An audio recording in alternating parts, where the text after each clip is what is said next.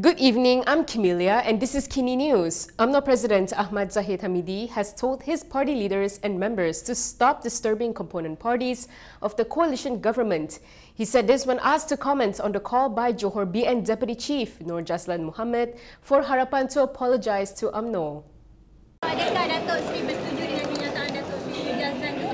Itu kenyataan Nur Jazlan atau kenyataan Dr. Akmal itu adalah kenyataan peribadi. Selagi Presiden Parti atau Ketua Parti tidak mengeluarkan sebarang kenyataan itu adalah berbentuk peribadi. Tidak perlu minta maaf, ya, jangan usik rakan-rakan komponen di dalam parti-parti kerajaan perpaduan. Kita harus menghormati antara satu sama lain. Yang penting kita mesti mengekalkan keadaan dan situasi perpaduan kerajaan sekarang ini. Jangan timbulkan sebarang masalah. A PKR leader has disagreed with the move by Johor to revert the weekend in the state back to Saturday and Sunday. Pasir Gudang MP Hassan Abdul Karim has hit out at Johor's decision to revert to Saturday and Sunday as its official weekend days. In a statement today, he advocated for the state to maintain Friday and Saturday as its days of rest. He said maintaining Friday as a weekend day to honor the holy day for Muslims in Johor would not make the state be left behind. He said reverting to Sunday as a weekend and making Friday a working day was something the state had done a few years back. However, he said it did not last long because the Muslims in Johor did not support the move. He claimed that even non-Muslims in Johor have accepted the practice of observing Friday and Saturday weekends, which he said was derived from the state's culture and political history. Hassan pointed out that moving away from the practice of Friday and Saturday weekends would mean abandoning the historical and cultural values behind it. He said he had no power to change the decision, but stressed that he still had the right to speak up and object to the move. Yesterday, Johor Region Tunku Ismail Sultan Ibrahim announced that the state will once again revert to Saturday and Sunday as its official weekend days, effective January 1st, 2025. Tunku Ismail said the decision received the consent and blessing of Yang Di-Pertuan Agong Sultan Ibrahim Sultan Iskandar after considering the views of the Johor Islamic Religious Council. A Selangor PAS youth leader has hit out at the Selangor government over floods. He said perhaps the best solution to the issue would be to have a new Menteri Besar for the state. A PAS youth leader said replacing Amiruddin Shari as the Selangor Menteri Besar could solve the state's flooding issues. Selangor PAS Youth Elections Director Kamaru Jamaludin said this is because Amiruddin's administration failed to make sufficient flood mitigation efforts. In a statement today, he said Selangor is constantly flooding even during normal rains and questioned until when the people have to live in anxiety and worry. He added that perhaps the best solution is to replace Amiruddin with a new Menteri Besar.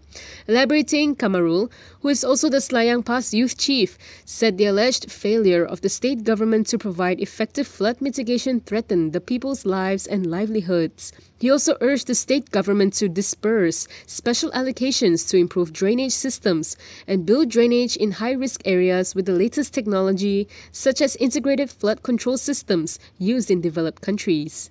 Kamaru said this while backing his colleague, Selangor PAS Youth Chief Muhammad Sukri Omar. Yesterday, Sukri said that Selangor continues to grapple with flooding despite billions of ringgit allocated for flood mitigation projects in the state.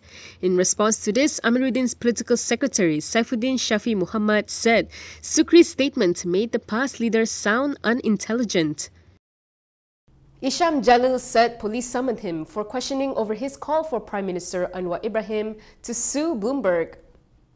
The Putrajaya police have summoned former Umno Supreme Council member Isham Jalil for questioning.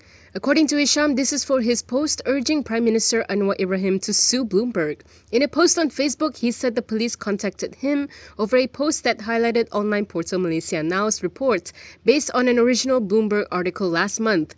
Isham said it was over his statement urging the Prime Minister to sue Bloomberg because the report is serious and carries grave implications.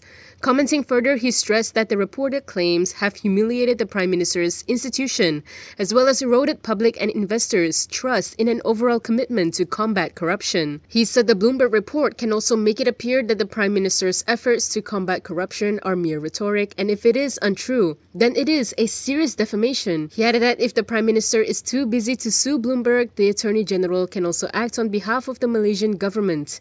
Isham said this is because Bloomberg reported the statements aimed at Anwar in his capacity as Prime Minister or head of the government.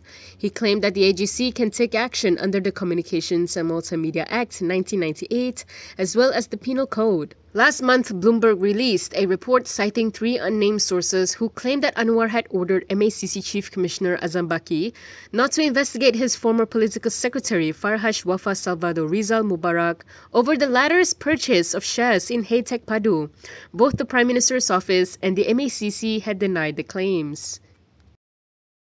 Moving on to the GSBH issue, Selangor has set up a task force to rehabilitate kids rescued from the organization. The task force will meet on October 11th and has planned a 6-month rehabilitation program for the children. Selangor has set up a special task force to rehabilitate children rescued from Global Ikhwan Services and Business Holdings. This was announced by Selangor Islamic Affairs and Innovative Culture Exco Muhammad Fahmi Ngah. In a statement today, he said the task force would comprise representatives from the Royal Malaysia Police, the Social Welfare Department, the Selangor Education Department, the State Zakat Board, the Selangor Islamic Religious Council, MAIS, and Selangor Islamic Religious Department, JAIS. He added that the task force would also consist of psychiatrists and child education specialists. Fahmi said they would embark on a 6-month rehabilitation program focusing on religious, welfare and health issues, as well as the mental and physical development of the children involved. This is to ensure that the children can be rehabilitated and reintegrated into society even after the official rehabilitation period of 6 months. The task force will hold its first meeting on October 11th. Back to Zahid, the Umno president chaired the party's Supreme Council meeting last night. Among the issues discussed were the upcoming parliament session and their cooperation with other parties in the government. Umno President Ahmad Zahid Hamidi said Umno is committed to strengthening the party and maintaining good cooperation with other parties in the federal coalition government. In a post on Facebook last night, he said that unity was the key to the party's strength in facing challenges. Zahid also expressed his appreciation to all those who worked hard during the recent Mahkota by-election in Johor, which proved Umno's ability to rise and achieve success. Touching on the upcoming parliament session on October 14th, Zahid said Umno's focus was to ensure that the aspirations of the people were fulfilled. He called on the party to work together to achieve greater success and serve towards the goal. The BN chairperson said this following the UMNO Supreme Council meeting held at Menara Dato' On World Trade Center yesterday. Meanwhile, in a press conference following the Supreme Council meeting, UMNO Secretary General Ashraf Wajdi Dusuki expressed the party's gratitude to the entire government party machinery, including BN component parties, Friends of BN and Pakatan Harapan, who worked hard as a team to convince voters in Mahkota. He said the meeting emphasized that this victory should not make UMNO arrogant but should ensure that the mandate given by the people is carried out with humility and trustworthiness. Ashraf added that the victory in Mahkota also sends a clear signal that the people are receptive to the unity government model based on the principles of moderation, tolerance, non-extremism, and avoiding religious or racial sentiments that could harm the harmony of the multi-ethnic community.